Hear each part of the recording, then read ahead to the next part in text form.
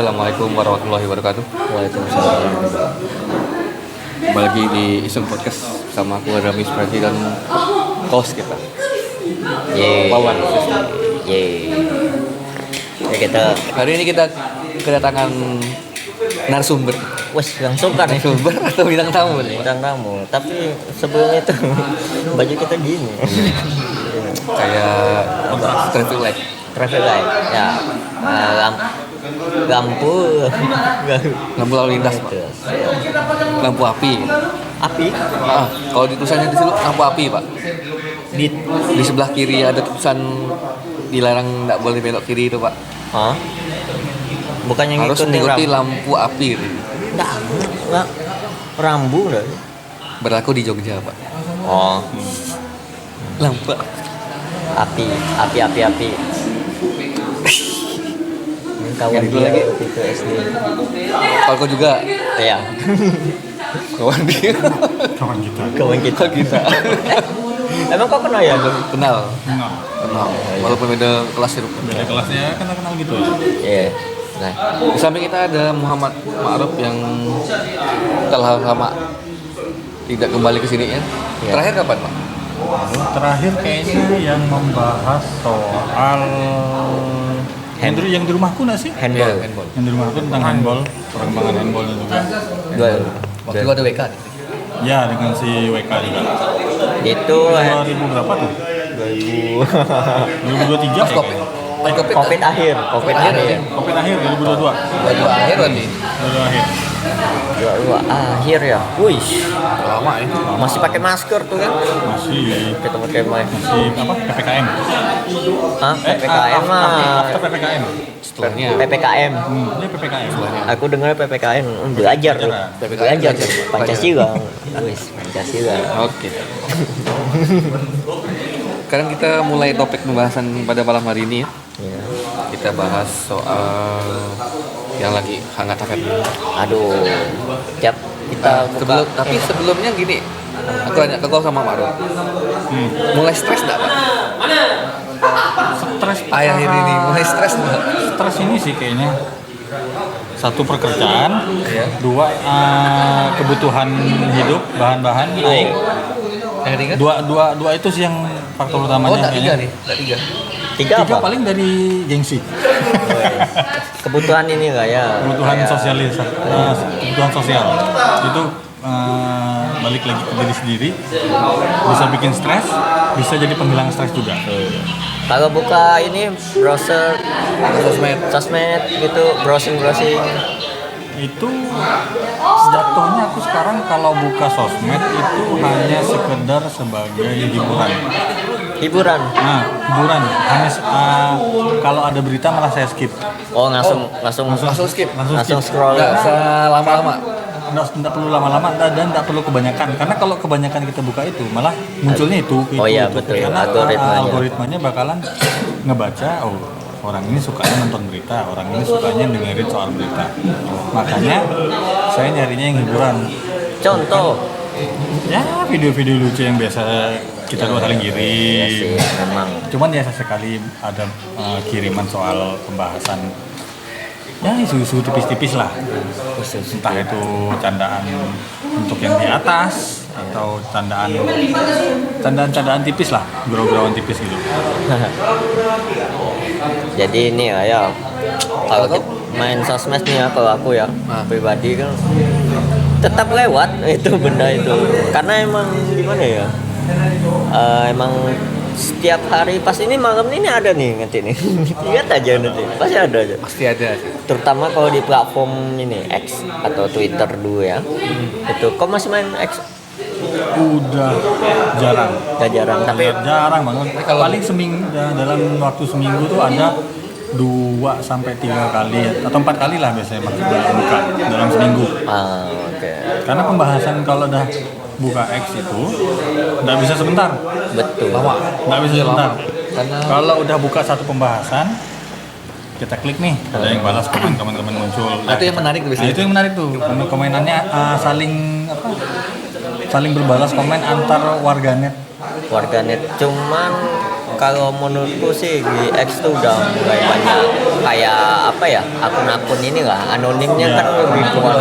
Jadi kita nggak tahu nih ini buzzer kah, ini bot yang gimana gitu. Udah benar-benar nyaru parah kalau X tuh. Karena ya kita nih kan gimana ya, kalau udah masalah toyor-toyoran war-war di sosmed tuh wah mantap. Tapi kita lihat lagi kan istilahnya, memang di akhir ini ya tingkat stresnya tuh agak tinggi dibanding mungkin 2 tahun atau 3 tahun yang lalu lah. Walaupun memang kita sempat stres juga pas COVID. Nah, waktu itu kayak udah hopeless lah nilainya. Tapi akhirnya sampai juga di tahap ini gitu loh. Nah, kalau sekarang nih dibilang hopeless antara iya dan tidak. Karena lihat situasi ekonomi kayak gini, kemudian pekerjaan yang tidak nentu, banyak PHK segala macam, ya yang negatif lah kebanyakan. Nah, salah satunya ini yang kemarin sempat digadang-gadang bakalan bubar. Apa yang Indonesia bubar gara-gara ini mungkin ya salah satu penyebabnya. Loh. Kayak familiar. Ada tuh orang tuh lagi di mimbar apa ya, ngomong 2030 kan. 2030. Cuman kayak saya rasa itu orang yang sama yang menghitung 10 tambah 6 17. Dan kita throwback lagi di tahun 2018 ada salah satu tweet yang mengatakan kalau dolar naik sekian ribu, situasi negara kacau misalkan. Presidennya bukan si ini yang sekarang misalkan. Nah, tapi sekarang pada saat presidennya beliau, dolar makin kuat, rupiah melemah. Nah, memang beberapa ekonom bilangnya banyak faktor. Tapi kita lebih ke arah faktor yang kayak ya sekitaran kita lah gitu. Dan di tren di sosmed juga ya. Nah, kalau dari sudut pandang sebenarnya kau nih loh sebagai kayak sekarang kan kerjaan kau udah bagian sales marketing. Ya, marketing di Telkomsel CP Juanda. Sekarang kalau kita lihat ini kan masih beberapa bulan ya setelah dolar naik makin tinggi ya. Walaupun memang dari dulu udah trennya makin naik gitu loh. Cuman nggak sedrastis beberapa waktu terakhir kenaikannya. Mungkin kalau dalam pandangan aku sih kayaknya ini ya. Kalau dolar ini naik, kalau yang dibilang Pak Prabowo Bapak Presiden kita tidak terlalu berdampak ke orang-orang desa, ya. Tidak terlalu berdampak ke orang-orang desa, mungkin itu bisa dibilang ada benarnya, ada salahnya. Karena salahnya mungkin ya memang benar mereka transaksi tidak menggunakan dolar. Tapi jangka panjangnya atau efek domino, efek besarnya mereka entah itu dari petani, biasanya kan kita mengklasifikasikan dulu sebagai orang desa sebagai petani. Petani tidak mungkin tidak ada pekerjaan mereka entah itu sangkut paut dengan pertanian ataupun perkebunan, entah itu petani sawit, petani karet, petani padi, petani beras. Tidak mungkin dari merekanya tidak ada keinginan untuk ekspor ataupun impor. Jadi kebutuhan mereka entah itu dari pupuknya, entah itu dari peralatan untuk pertaniannya, pasti mereka butuh. Tapi tidak secara langsung mereka memintanya, mereka mendapatkannya secara langsung itu tidak. Pasti ada lewat perantara. Entah itu petani melalui serikat petani antar desa. Bikin perkumpulan, nanti dari serikat petaninya itu bikin pengadaan. Misal perlu alat pertanian ini. Kayak sekarang yang di Sintang ini, aku kemarin ada lihat nggak di daerah Pal dekat BTN, sebelum BTN Selamat Datang, setelah jagung itu bukan yang jagung, tapi yang ini alatnya. Emang nggak ada alatnya. DJI Agroteknologi. Oh iya DJ. Iya. Tahu. Nah, ada. Oke. Sudah sampai Sintang itu. Oke. Bahkan sampai membuka satu ruko untuk menjualan suatu peralatan teknologi di Sintang yang notabene bukan salah satu kota besar di Indonesia. Kalau di Kalimantan Barat mungkin ya salah satu kota besar, tapi untuk di Indonesia, apakah pangsa pasar untuk sebuah perusahaan DJI Agroteknologi bisa sampai ke kota Sintang? Berarti kan Bisa sampai ke situ tuh tidak mungkin tidak ada pangsa pasarnya. Berarti itu ada pasarnya berarti. Bisa masuk Ada sini. pasarnya. Mungkin untuk orang-orang yang tidak terjun di dunia pertanian atau perkebunan tidak tahu. Tapi beberapa kali saya kuliah memang ada buka, tapi mereka tidak menyediakan alat yang banyak, hanya beberapa jenis saja. Yang aku ngelihatnya paling hanya sepintas lah lewat jalan, nengok kiri, nengok kanan, nengok gitu.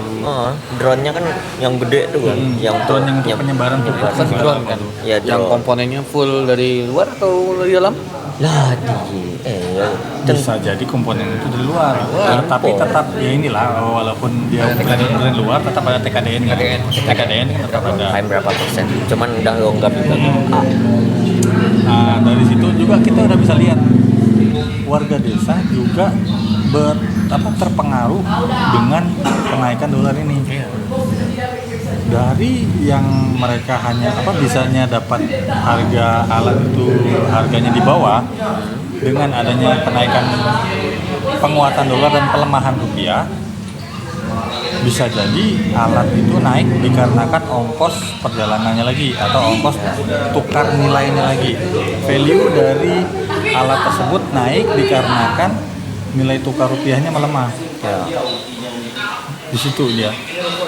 Tapi pengguna FB Pro kayaknya Aman sejahtera. Pengguna FB Pro. Iya. salam interaksi. Salam interaksi. Salam interaksi. Oh ya, gitu kan. Itu aku sempat mau terjun ke FB Pro sebenarnya. Oh ya, Sempat ada kepikiran. Gimana ya? Tinggal- Sebenarnya mau beralih ke FB Pro itu gampang sebenarnya. Dari Pajak. ya, Ada file pajaknya itu Ya ada file pajaknya. Terus pada saat pelampiran buat pembayarannya dia perlu ada, nggak tahu melampirkan pajak atau pokoknya dia hanya perlu nomor tuh, entah itu nomor NPWP atau gimana. MPWP itu. Kayaknya sih hanya perlu nomor NPWP. Dia soalnya hanya memasukkan angka, Ya, bukan memasukkan file. Kalau aku pribadi kalau yang di IG kan masukkan MPWP. Ada masukkan MPWP kalau mau bisa narik gitu. Kalau mau narik. Terus kan dipilih tuh mau masuk kemana, PayPal, gimana. Tapi tetap ujung-ujungnya kita nyantumin pajak. Ya, kita warga negara yang baik ya. Nah, bayar pajak. Dan tadi sudah disebutkan bahwa beberapa alat-alat pertanian ada yang dari luar juga kan. Itu baru sektor di produksinya. Nah, sektor yang di tengah-tengahnya nih, yang konsumsinya nih, Konsumsinya mungkin ini ya, kalau dari rakyat masyarakatnya sendiri ini kayaknya cenderung stabil, cuman mereka terlebih melihat kenaikan dolar, jadinya mereka mikir hemat dulu lah, nanti harga pangan naik, tidak ada duit simpanan untuk Ya, belanja selanjutnya. pada nahan lah ya. Mereka enggak yang mereka bukan membelanjakan duit mereka dengan sesuai dengan keinginan mereka, tapi dengan kebutuhan.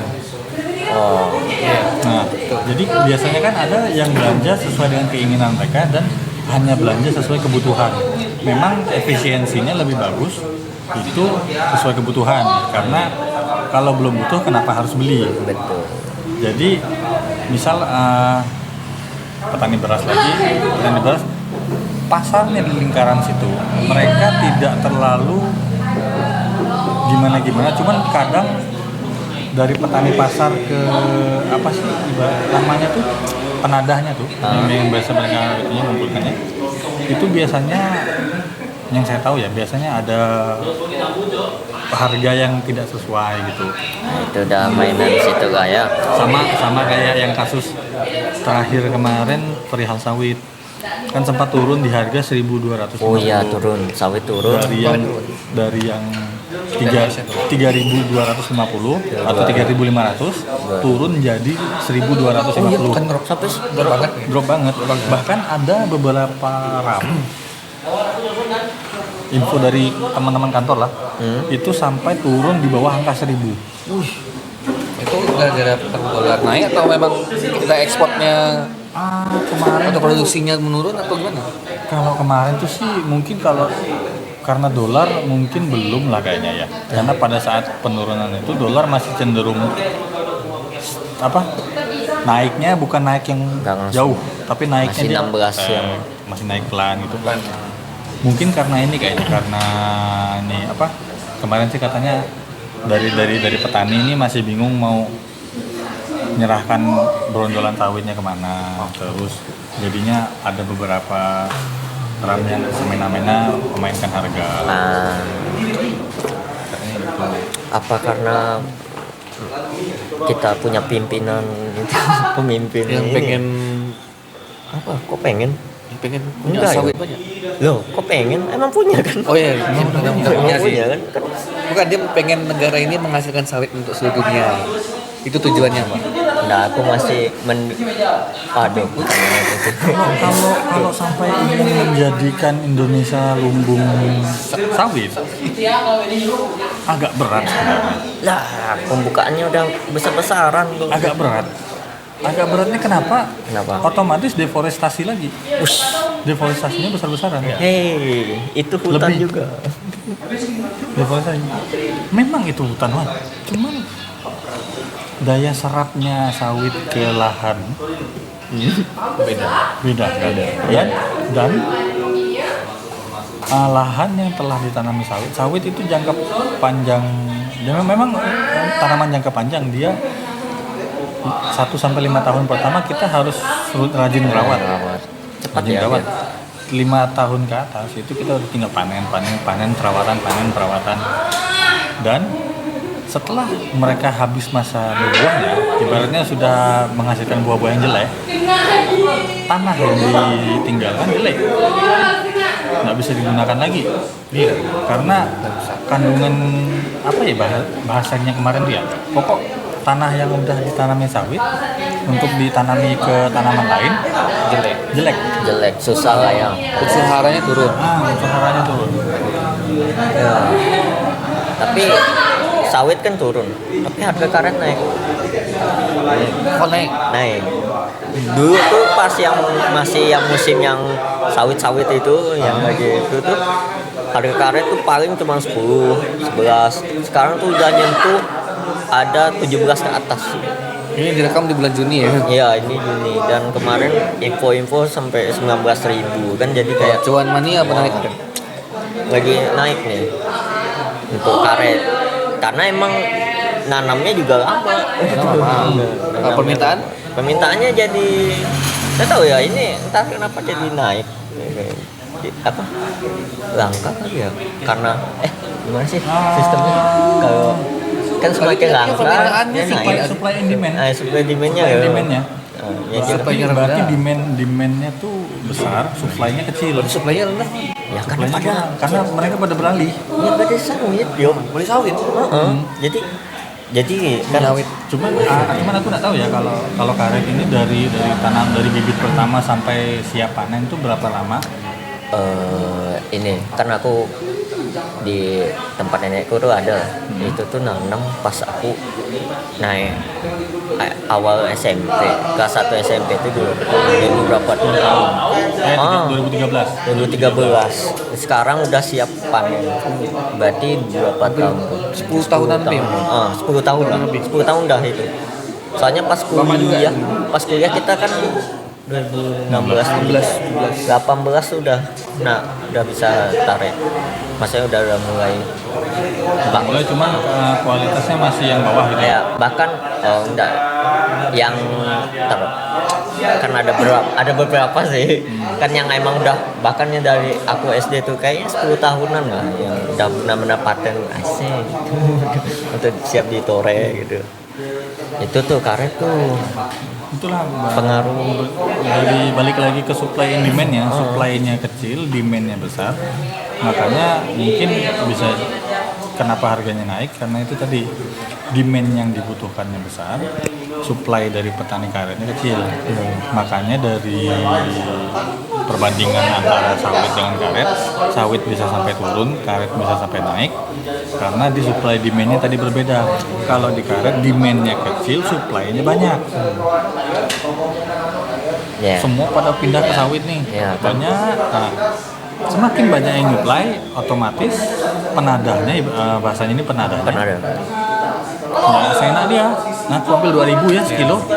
kebanyak. Aku ambil 2.500 kilo.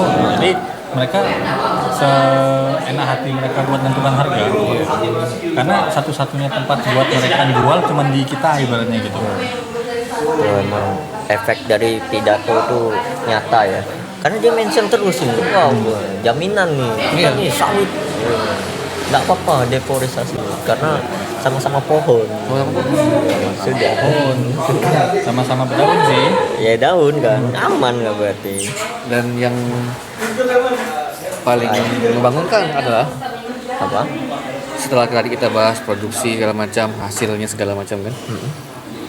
Nah, tadi ada disebutkan distribusi Oke. distributor kan. Berarti distribusi kan tetap kita menggunakan yang namanya bensin, bahan bakar. bahan bakar. Nah, info terbaru Yaitu dari pertama per bulan Juni ini tanggal 11 ya kemarin naiknya 11 kita rekaman tanggal 12 10 ya 10 Juni naik Pak. jadi Pertama dari 12 250 jadi 16 250. Ah, enggak tahu 16.300 atau 16.500 itu. Pokoknya sekitar 16.000.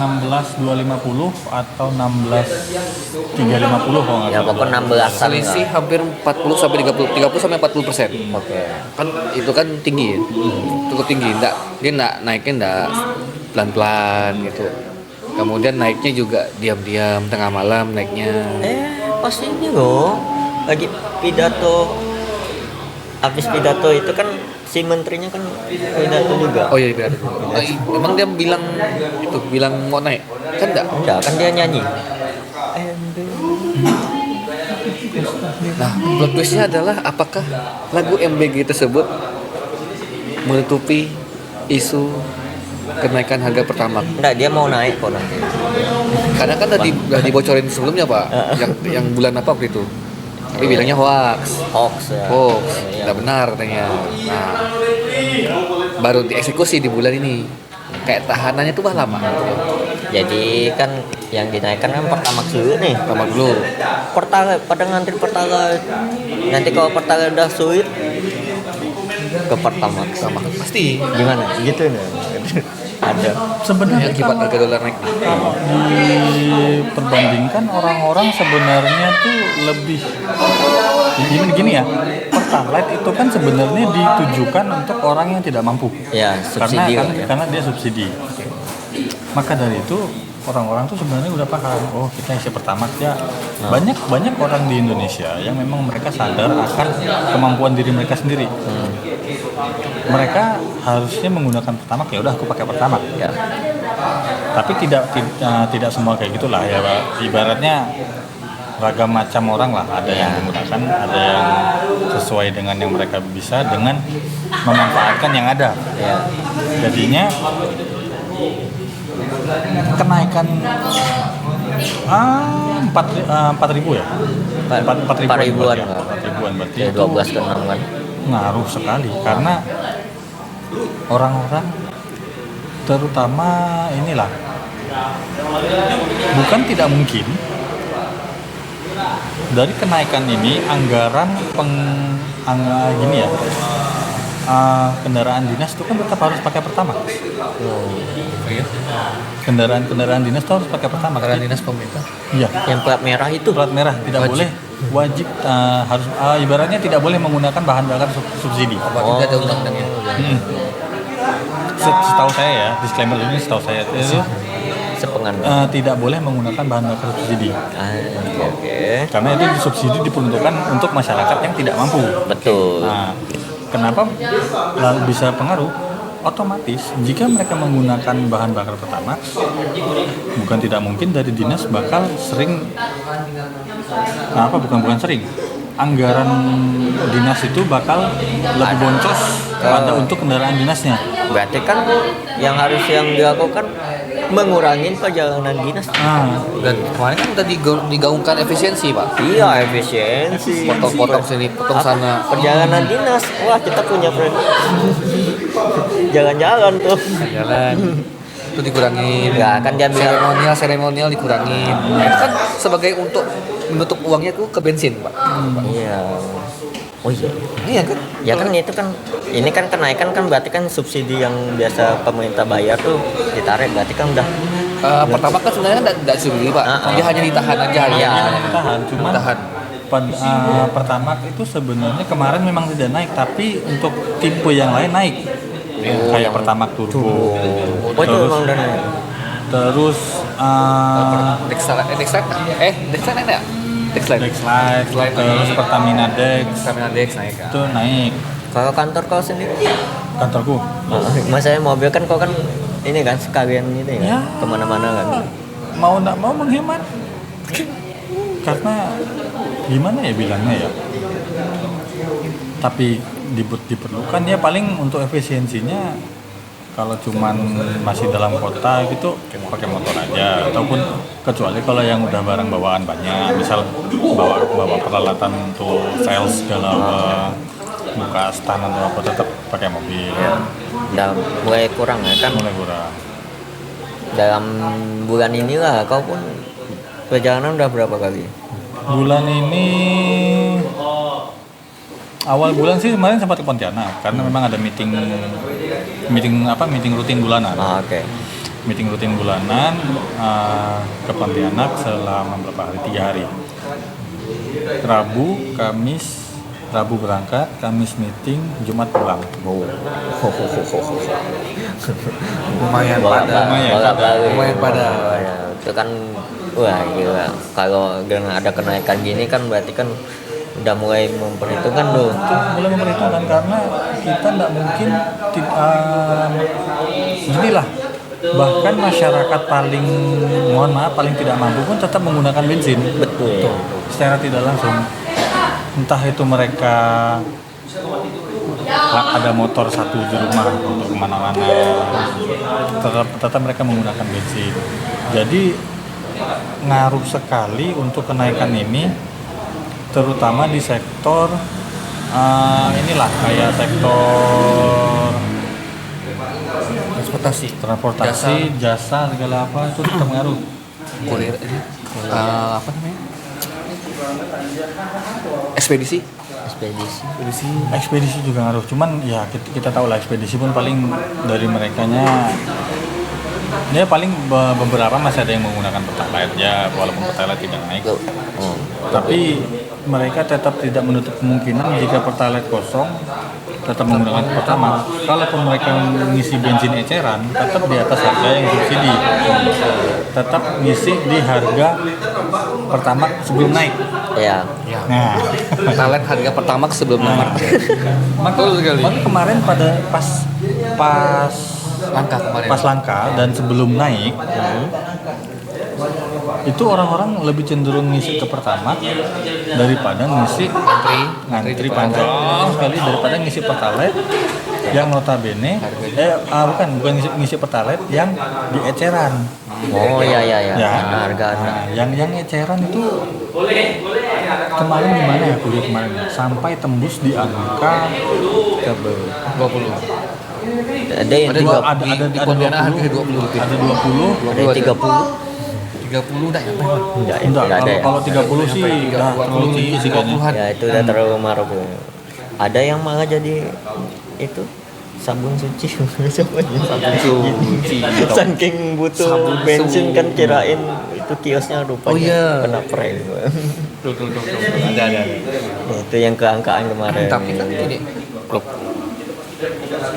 Menteri mana tuh yang bilang tuh ya waktu itu? Menteri, aku lupa menteri apa. Yang mana nih? Jadi dia tuh bilang kayak gini, pertama itu kan khususnya buat kaum menengah ke atas, Ya. tidak digunakan untuk kaum menengah ke bawah dan bawah misalnya. Nah, kenapa pada ribut? Kenapa pada protes? Nah, gitu.